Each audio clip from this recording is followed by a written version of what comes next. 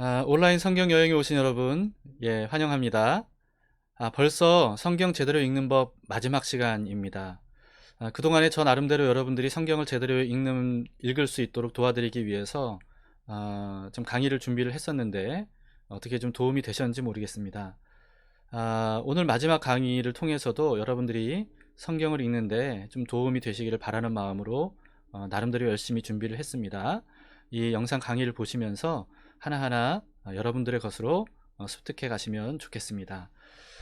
성경 제대로 읽는 법 마지막 시간 제목은요, 성경 자료 활용법입니다.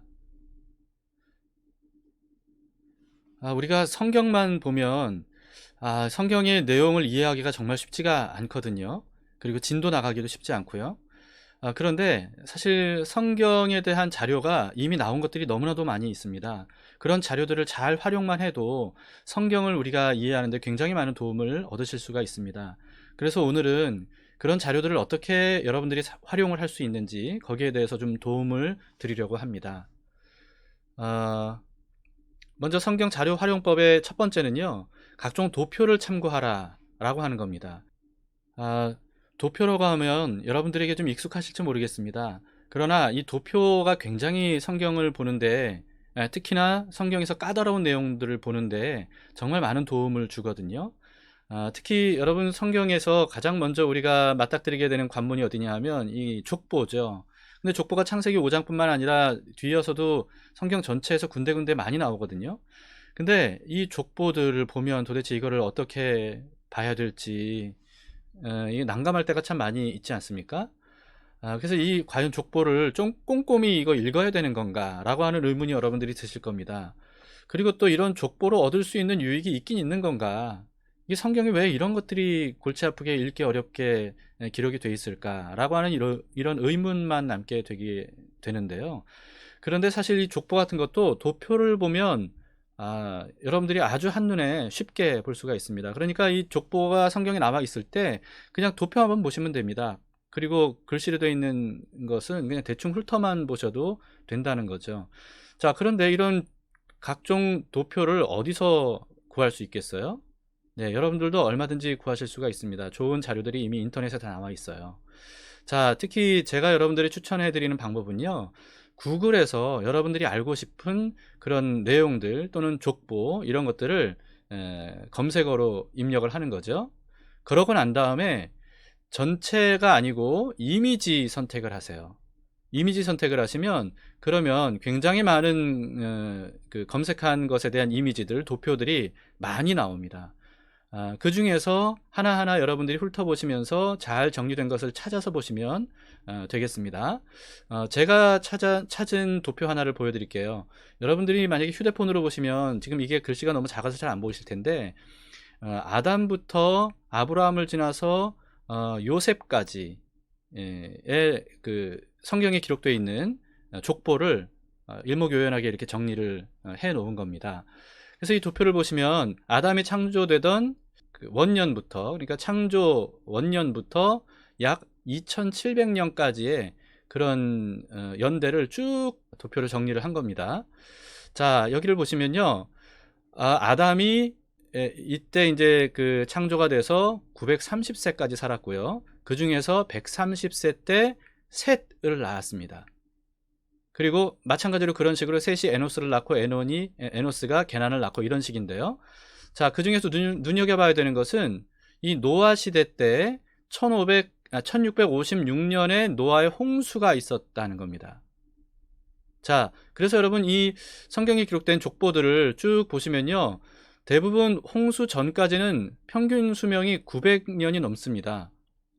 900년 정도 되는데요. 그런데 홍수 이후부터 급격하게 갑자기 이렇게 그 수명이 줄어드는 것을 볼 수가 있죠.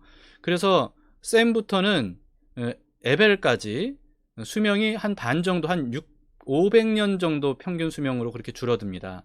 그런데 또 벨렉 때부터 또 절반으로 줄어들죠. 그보다 절반으로 점점 줄어드는 것을 보게 됩니다.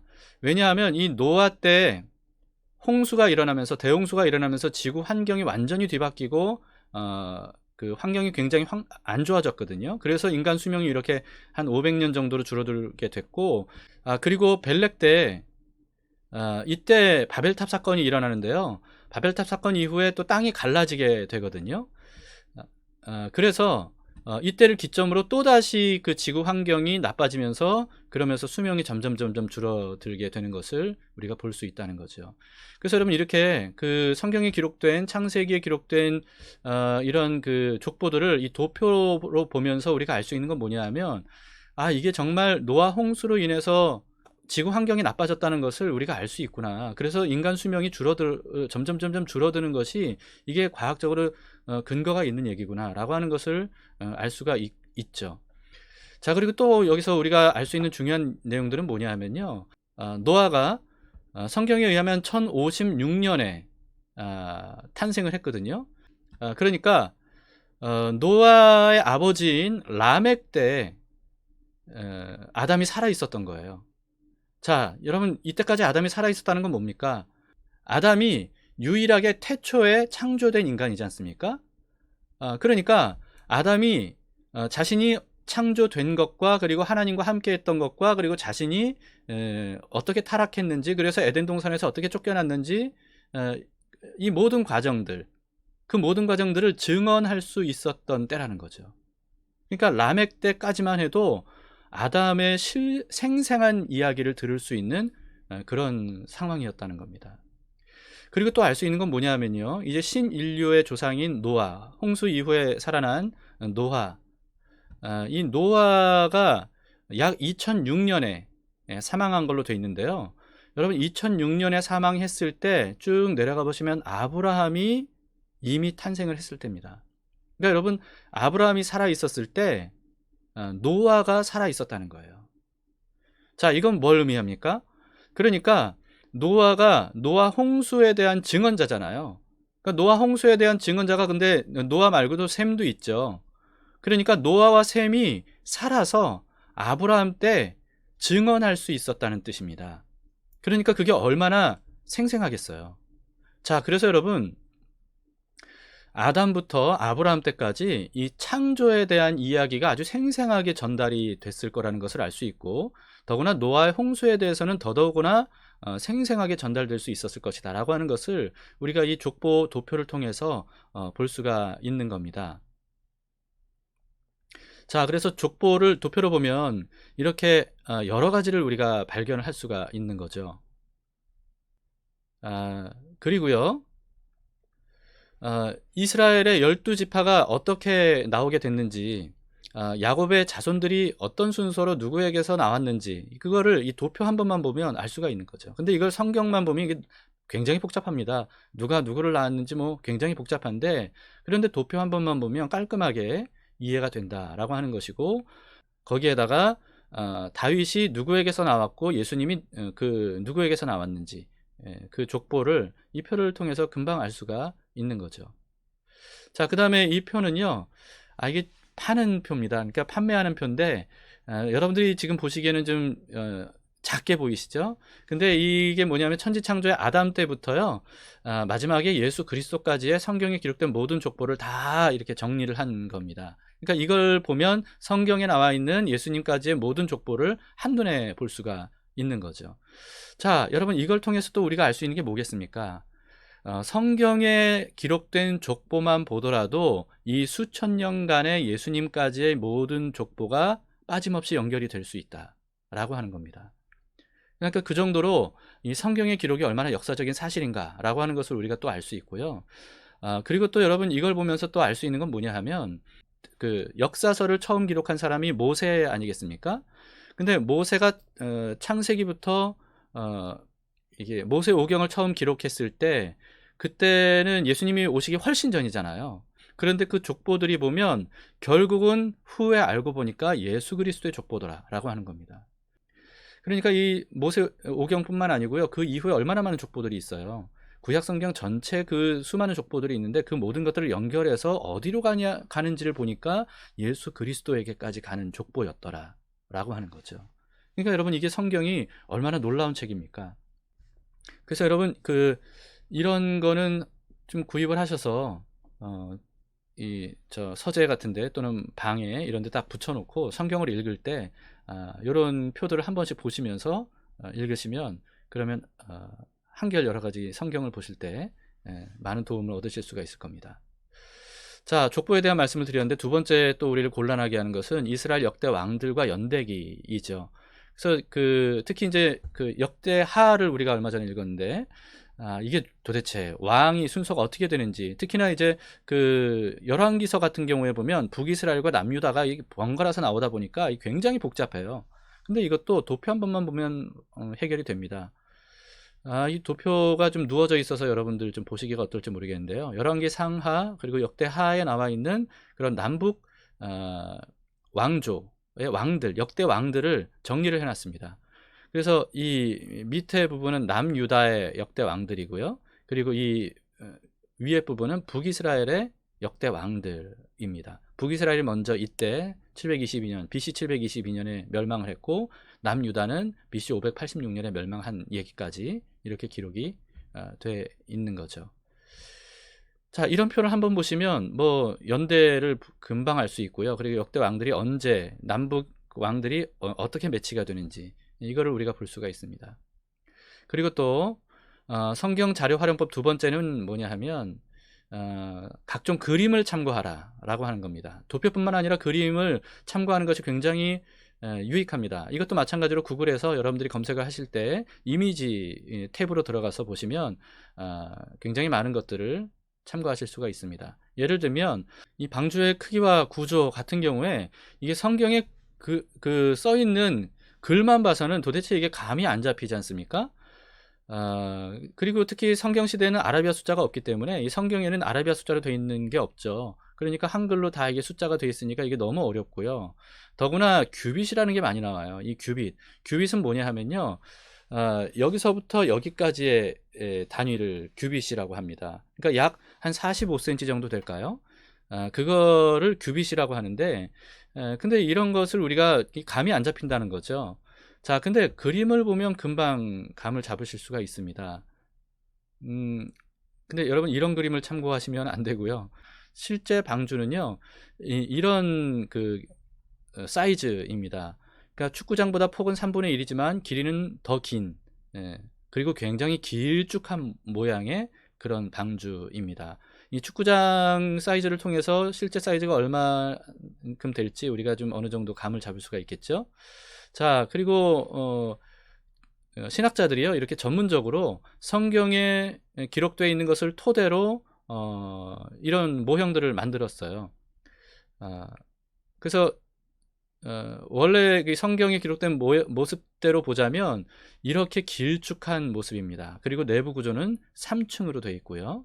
그리고 위쪽에 통풍구 같은 창이 있다라고 하는 이런 모습이라는 것을 그림을 보면 금방 알 수 있죠. 그래서 이런 모습이었을 거라는 겁니다. 이제 각종 동물들이 방주에 탈 때의 장면을 그림으로 그려 놓은 거죠.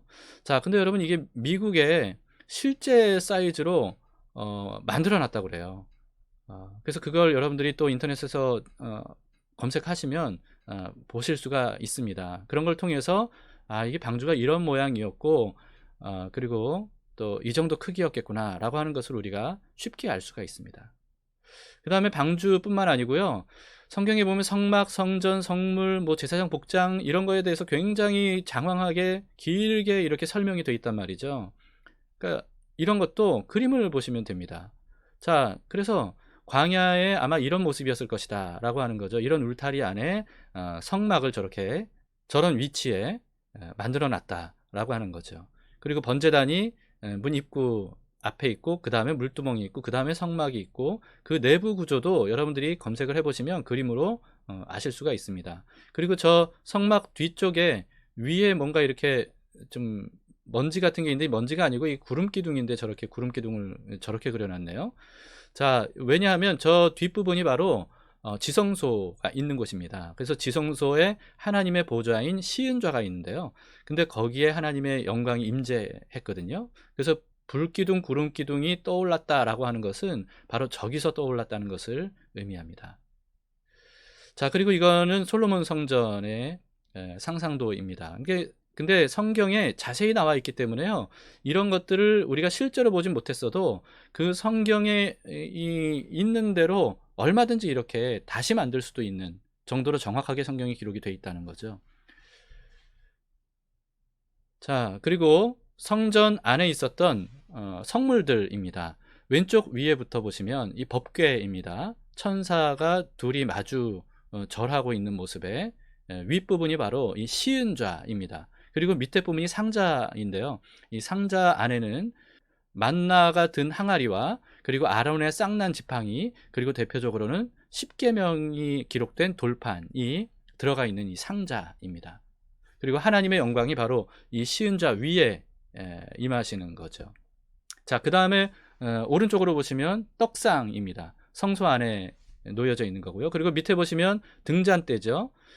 금덩어리 하나로 저렇게 두드려 만들어서 7가지가 나오도록, 그래서 그 7개 위에 이제 등불을 켜는 그런 모습입니다.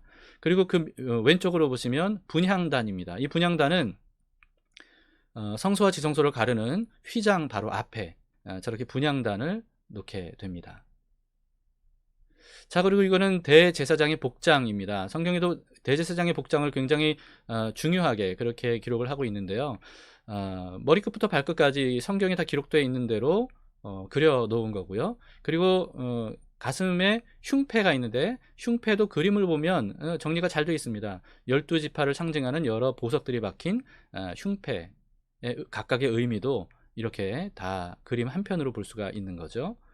자, 그리고 대제사장과 일반 제사장의 복장을 우리가 또 이렇게 비교해 볼 수 있습니다. 오른쪽에 대제사장 이 앞뒤 모습으로 이렇게 복장이 갖춰져 있는 것을 보게 되고요. 왼쪽에 흰 옷 입은 사람이 일반 제사장의 복장입니다.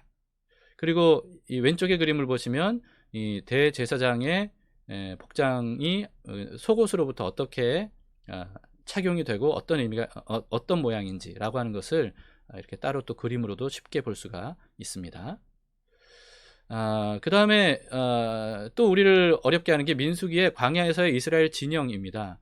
그래서 민수기에는 광야에서 있었던 일들을 기록을 하고 있는데 구름기둥이 멈춘 곳에 진을 쳤거든요. 그리고 구름기둥이 떠올라서 진행하면 그러면 바리바리 싸가지고 또 구름기둥이 인도하는 길을 따라서 갔단 말입니다. 그런데 이게 다 진영도 그냥 대충 그 천막 짓고 있었던 게 아니고 위치가 다 있어요. 그리고 또 행진할 때도 이동할 때죠. 이동할 때도 그게 하나님께서 다 알려주신 순서가 있다는 거예요. 근데 이 민수기를 보면 그게 너무 복잡해요. 그림을 보면 금방 볼 수가 있습니다. 이게 그 이스라엘 백성들이 이제 구름 기둥이 멈췄을 때 거기에 텐트를 쳐야 되는데요. 텐트를 칠 때 각 지파별로 이런 위치로 텐트를 치라고 하나님이 말씀하셨습니다. 가운데 이제 성막이 있고요. 그러니까 성막 중심의 진영입니다. 성막이 있고 그 주변에는 이 게르손 자손, 무라리 자손, 모세 아론 자손, 고핫 자손이 뭐냐면 레위인들의 이 바로 성막 주변에 이렇게 진을 치고요. 그 주변에 12지파가 이런 방식으로 진을 치게 됩니다. 언제나 이 성막은 동쪽을 향하게 돼 있어요. 자, 그 다음에 그래서 그 진을 치게 되면 아마 이런 그림이었을 것이다 라고 하는 겁니다. 동쪽이 어느 쪽인지 여기서는 지금 그 왼쪽으로 향해 있는데 동쪽을 향해 성막이 있는 겁니다. 자, 근데 여기서 그림을 좀 대충 그렸는데요. 원래 각 지파들이 동서남북으로 이렇게 배치가 돼서 진을 칠 때 각 그 장막, 천막은 반드시 성소를 향하도록 그렇게 천막을 치도록 되어 있습니다. 근데 여기서는 그냥 대충 이렇게 방향 관계없이 친 것처럼 그렇게 되어 있는데 그렇지 않다는 거죠. 자, 그 다음에 이동을 할 때 순서입니다. 맨 앞에는 법궤가 있고요. 그 다음에 유다, 이사갈, 스불론 지파, 그 다음에 레위인들이 게르손, 무라리 자손이 성막 기구를 운반하고요. 그 다음에 루벤, 시므온, 갓 지파, 또 그 다음에 고핫 자손이 성막 기구들을 운반해서 행진하고 그 뒤에 이제 또 따르는 나머지 지파들이 있다라고 하는 것을 이 그림을 통해 금방 알 수 있겠죠. 자, 그 다음에 성경자료 활용법 세 번째는 각종 지도를 참고하라 라고 하는 겁니다. 성경 지도를 여러분들이 참고를 하시는지 모르겠습니다. 그런데 성경 지도를 보셔야 그래야 이게 어느 정도 성경을 읽을 때 감이 잡혀요. 성경 지도를 참고할 수 있을 정도는 여러분들이 지도에 좀 익숙해지셨으면 좋겠다라고 하는 겁니다. 그래서 아브라함 이동 경로를 뭐 성경이 쭉 그 경로를 통해서 우리가 글을 읽는다고 이게 알 수가 없잖아요. 근데 지도를 보면 한 방에 알 수 있는 거죠. 수메르 지역에 우르라고 하는, 그 당시에 문명 발상국이라고 하는 그 아주 당대 가장 최고의 이 지역으로부터 북쪽의 하란으로 이동을 해서 남쪽의 가나안 땅까지 이동을 했다가 이집트까지 왔다 갔다 간 이 지도를 보면 우리가 금방 알 수가 있습니다. 그리고요, 출애굽 경로도 지도를 보시면 금방 볼 수가 있는 거죠. 자, 이거는 그 전통적인 출애굽 경로입니다. 그래서 라암셋으로부터 이쪽 남쪽으로 내려와서 홍해를 여기를 건너서 이렇게 시나이 반도의 남쪽에 위치한 시내산, 여기에서 율법을 받고 그런 다음에 북쪽으로 이동을 해서 가나안 땅으로 들어간 것처럼 이렇게 되어 있는데요. 이거는 예전 추정 경로고요.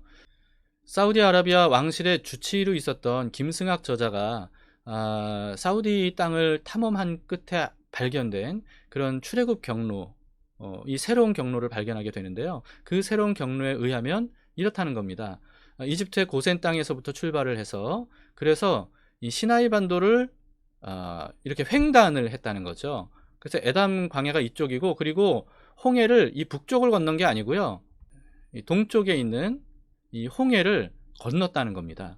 그래서 이쪽을 그 김승학 씨가 탐험을 한 거예요. 그러니까 출애굽에 굉장히 많은 증거들이 여기에 남아있더라라고 하는 거죠. 그리고 시내산도 시나이 반도 아래쪽이 아니고 이 미디안 땅, 이 오즈산이라고 불리는 이 산이 바로 시내산이다라고 하는 것을 새롭게 발견을 했다고 합니다. 그래서 광야를 이스라엘 백성들이 40년간 방황을 할 때 이 시나이 반도를 방황한 게 아니고 이 미디안 광야를 방황했다가 북쪽으로 올라가서 이렇게 가나안 땅으로 들어가게 됐다라고 하는 이 새로운 경로를 발견하게 된 거죠. 자, 이런 것도 지도 한 번을 보면 우리가 쉽게 한눈에 볼 수가 있는 거죠. 자, 그 다음에 또 가나안 정복 경로도요, 지도를 한번 보면 금방 알 수가 있습니다. 그래서 이 사해 바다, 그리고 위에 갈릴리 바다인데 이 사이에 흐르고 있는 강이 요단강입니다. 그 유명한 요단강이 바로 이 북부 갈릴리 바다로부터 사해 바다까지 쭉 내려 흐르는데요. 근데 이 요단강을 어떻게 건넜냐 하면 이 동쪽에서부터 서쪽으로 건넜던 겁니다. 그래서 요단강을 이렇게 건너서 가장 먼저 여리고성을 정복했고요. 그 다음 아이성을 정복했고, 그 다음에 남쪽 지방을 정복을 한 다음에 그 다음에 북쪽 지방으로 진출해서 나머지 땅들을 정복했다라고 하는 것을 이 지도 한번 보면 금방 알 수가 있죠. 자, 그 다음에 가나안 땅 분배도 그렇게 정복한 땅을 어떻게 분배를 했다라고 뭐 기록이 되어 있는데 지도 한번 보시면 금방 이해가 됩니다. 자, 이렇게 남쪽에는 유다 지파가, 그리고 쭉 북쪽으로 동쪽으로 이렇게 나머지 지파들이 땅을 분배받았다라고 하는 것을 알 수가 있습니다. 자, 그 다음에는요, 아수르 제국과 바벨론 제국이거든요. 그러니까 이제 북이스라엘을 멸망시켰던 아수르 제국, 그 다음에 남유다를 멸망시켰던 바벨론 제국, 도대체 얼마나 땅을 차지했길래 그런 강력한 나라였을까라고 하는 겁니다.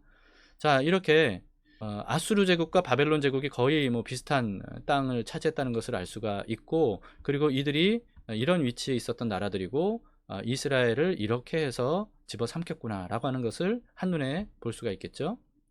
자, 그 다음에 그리스 로마 제국입니다.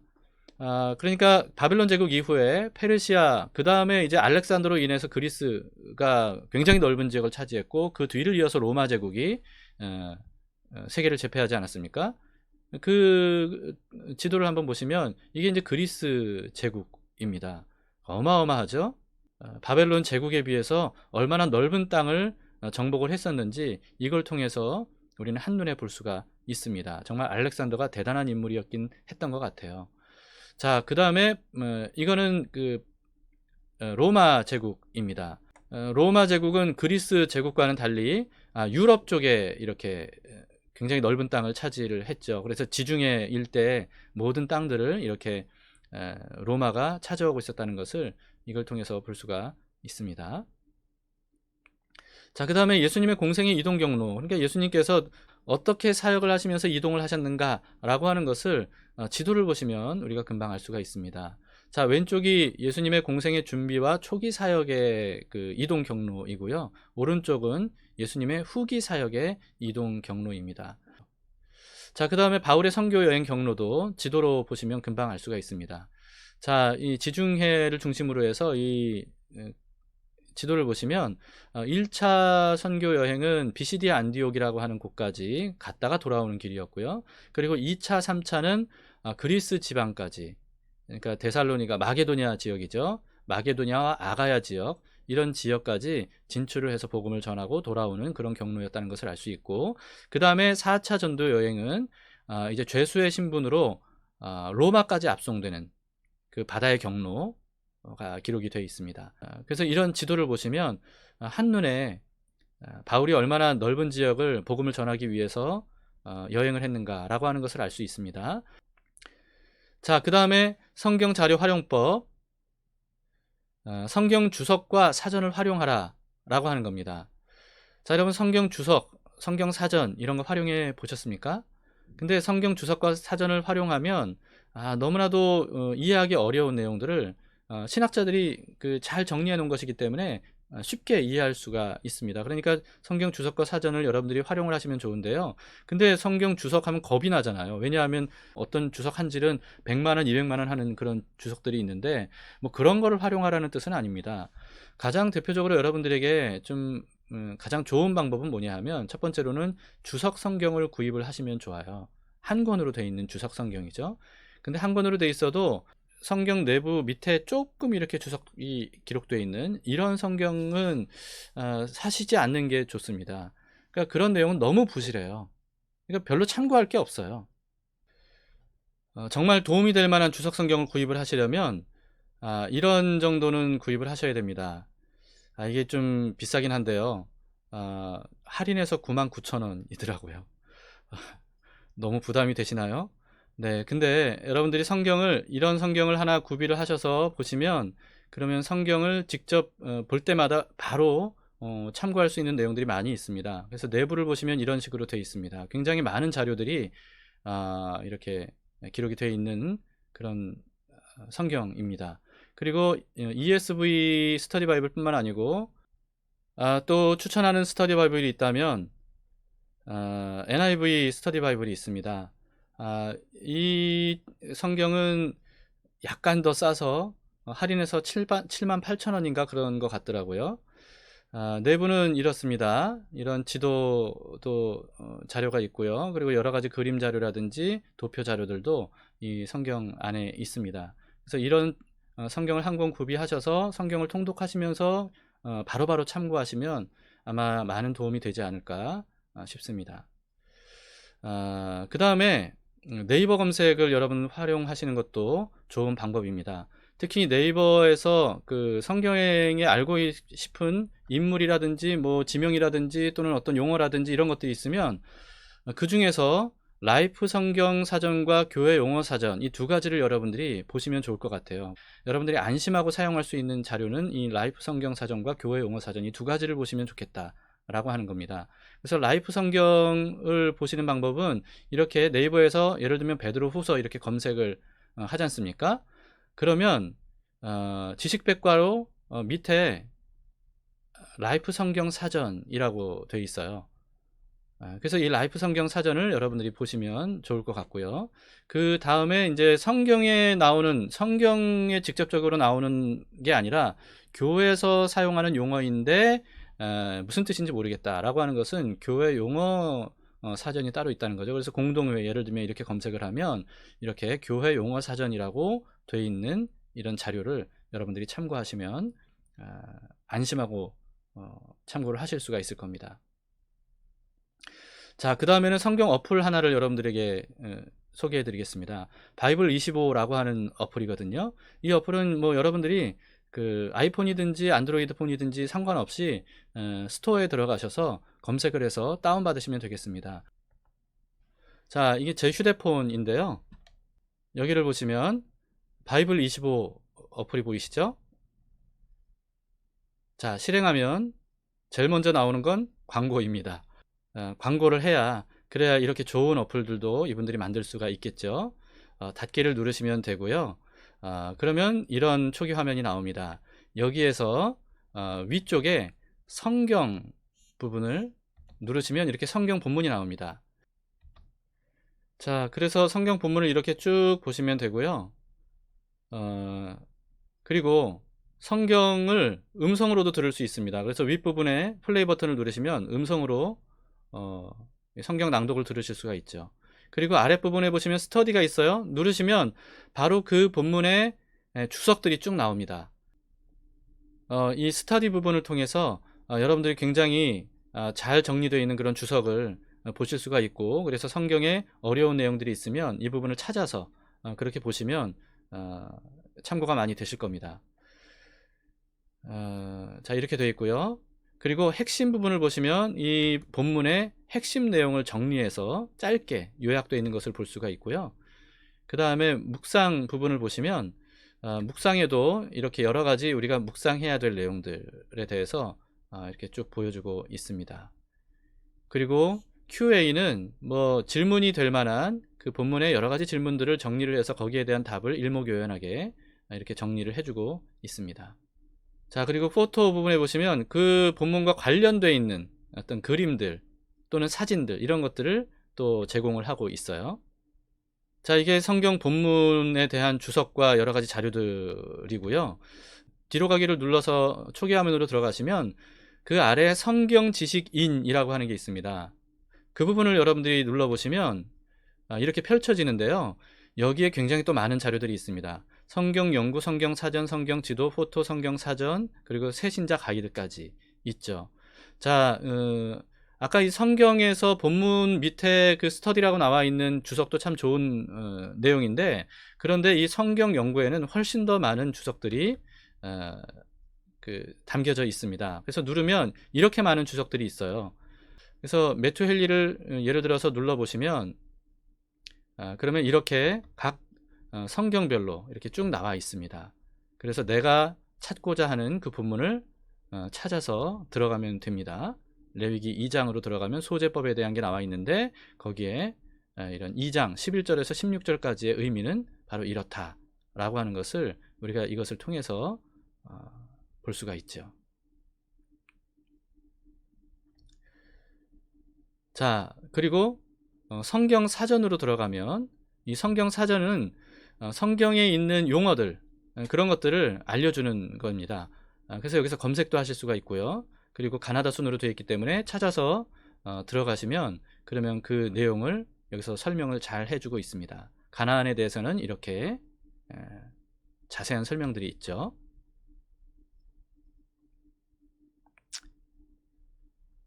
자, 그리고 성경 지도로 들어가시면 가나다 순으로 성경에 나와 있는 지명들의 여러 지도들을 제공을 해주고 있습니다. 자, 이런 식으로 지도와 그림들이 제공이 되고 있습니다.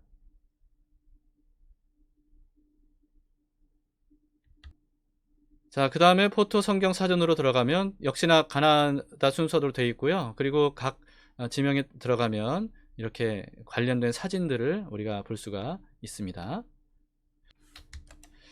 자, 이렇게 바이블 25에 대해서 여러분들에게 알려드렸습니다. 이 어플을 여러분들이 활용하시면 이 어플 하나만으로도 성경의 굉장히 자세한 내용들을 여러분들이 참고를 하실 수가 있을 겁니다. 자, 그 다음에 성경자료 활용법, 마지막으로 소개해드리고 싶은 것은 최고의 성경 자료는 하나님께서 창조하신 만물이다 라고 하는 겁니다. 자, 이게 무슨 뜻이냐면요, 하나님께서 창조하신 만물과 그 만물의 원리들을 우리가 잘 깊이 생각해보고 묵상해보면 그러면 성경을 이해하는 데 굉장히 많은 도움을 받을 수 있다 라고 하는 겁니다. 그래서 일반 계시와 특별 계시가 상호작용하는 것을 우리가 알 수가 있어요. 일반 계시는 하나님이 창조하신 만물이지 않습니까? 우리가 일반적으로 말하기는 자연 세계죠. 자연 세계. 이 모든 것들이 사실은 계시다 라고 하는 겁니다. 그러니까 모든 사람들에게 열려져 있는 계시, 누구나 다 볼 수 있고 느낄 수 있고 체험할 수 있는 계시다라고 하는 겁니다. 이게 이제 자연 만물이고요. 그리고 특별 계시는 성경이지 않습니까? 그러니까 일반 계시와 특별 계시가 모두 다 하나님과 하나님께서 하신 일들을 나타내 주는 그런 계시인데, 그런데 이 두 가지가 상호작용한다는 겁니다. 그래서 자연 만물을 통해 특별 계시를 이해할 수 있고요. 그리고 특별 계시인 성경을 통해서 자연 만물을 이해할 수 있다라고 하는 거죠. 시편 19편 1절에서 4절에 이렇게 선포합니다. 하늘이 하나님의 영광을 선포하고 궁창이 그의 손으로 하신 일을 나타내는도다. 날은 날에게 말하고 밤은 밤에게 지식을 전하니 언어도 없고 말씀도 없으며 들리는 소리도 없으나 그의 소리가 온 땅에 통하고 그의 말씀이 세상 끝까지 이르도다. 하나님이 해를 위하여 하늘의 장막을 베푸셨도다. 이렇게 말씀하고 있죠. 다시 말해서 이 하나님이 창조하신 모든 하늘과 땅, 그 하늘과 땅 안에 있는 모든 만물들이 하나님을 나타내 보여주고 있고 하나님의 메시지를 우리에게 전하고 있다라고 하는 겁니다. 그리고 로마서 1장 20절에는 창세로부터 그의 보이지 아니하는 것들 곧 그의 영원하신 능력과 신성이 그가 만드신 만물에 분명히 보여 알려졌나니 그러므로 그들이 핑계하지 못할지니라, 이렇게 말씀하고 있습니다. 그래서 일반 계시인 하나님이 창조하신 이 만물만 보더라도요, 이 성경을 이해하는 데 굉장히 많은 도움을 받을 수가 있습니다. 그래서 성경은 뭐냐 하면 눈에 보이지 않는 영원한 진리를 눈에 보이는 세계를 통해 계시하신 것이 바로 성경이지 않습니까? 그러니까 눈에 보이지 않는 영원한 진리를 눈에 보이는 세계를 통해 계시하신 것이 성경인데, 여러분 근데 눈에 보이는 세계가 뭐예요? 하나님이 창조하신 만물이죠. 그래서 하나님이 창조하신 이 만물을 통해서 눈에 보이지 않는 영원한 진리를 하나님이 우리에게 알려주신다라고 하는 겁니다. 그래서 성경은 예를 들면 하나님과 사람과의 관계를 여러 가지 비유로 얘기를 했어요. 그래서 하나님과 우리와의 관계에 대한 비유만 해도 성경이 이렇게 많이 비유가 되어 있는데요. 신랑과 신부의 관계로, 아버지와 아들의 관계로, 목자와 양의 관계로, 포도나무와 가지의 관계로, 왕과 백성의 관계로, 농부와 밭, 주인과 종, 밭주인과 소작농, 그리고 토기장이와 질그릇 등등, 이렇게 굉장히 많은 방식으로 하나님과 우리와의 관계를 성경은 기록을 하고 있는데, 근데 여러분 성경에 기록된 이와 같은 비유를 우리가 몸소 정말 직접 깨달아 알기 위해서 우리는 우리의 삶을 돌아보면 되는 겁니다. 신랑과 신부, 여러분 우리가 결혼한 사람들은 신랑과 신부의 관계를 알잖아요. 그리고 결혼해서 자식을 낳으면 아버지와 아들의 관계도 우리가 알 수 있는 거죠. 그리고 목자와 양은 우리가 직접 대보진 못했더라도 그런 것들을 우리는 관찰을 할 수가 있다는 거죠. 포도나무와 가지도 마찬가지고요. 자, 이런 모든 것들, 모든 비유들이 사실은 하나님께서 창조하신 눈에 보이는 세계를 통해 비유하신 것이라는 겁니다. 그래서 이런 진정한 의미를 몸소 우리가 정말 몸으로 깨달으려면 하나님이 창조하신 세계와 그리고 그의 원리들, 이런 것들을 우리가 묵상해 보면 성경을 제대로 이해할 수 있다라고 하는 거죠. 저 같은 경우에도 이제 결혼하고 그리고 자식을 낳고 그러면서 가족 간의 관계를 가지면서, 그러면서 성경에서 말씀하고 있는 관계가 바로 이런 거구나 라고 하는 것을 굉장히 많이 깨달을 수가 있었습니다. 그리고 뭐 예수님께서 이런 말씀도 하셨죠. 공중에 나는 새를 보라, 뭐 들에 핀 백합화를 보라, 이런 말씀들을 하셨는데, 그런 것들도 다 하나님이 창조하신 세계를 가지고 예수님께서 설명해 주신 거지 않습니까? 그래서 여러분 그 성경 묵상을 우리가 당연히 해야 되는데요.